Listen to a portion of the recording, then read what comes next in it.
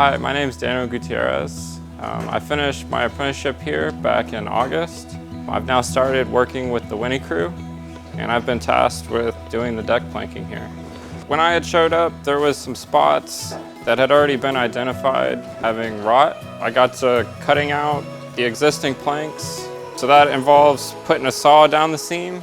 They are edge nailed just to get those connections out. And then once the demo's done, we're ripping Douglas fir. And so we have new fir going into the deck.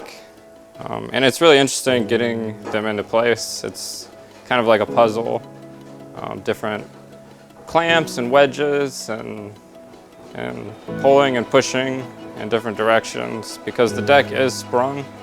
It does have curvature, but the deck stays straight. When I had shown up, most of the demo back aft had been done. So now I'm just figuring out how the planks were existing and how to end them. So I have a margin board I've created back there to end the planks into a nib. That way they don't come to a feather edge. It's very easy for those to break.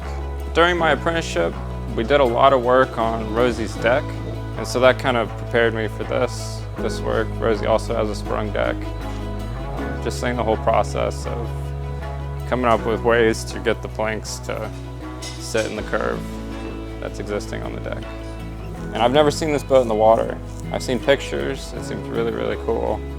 And I'm excited to be a part of the crew that's finishing this up.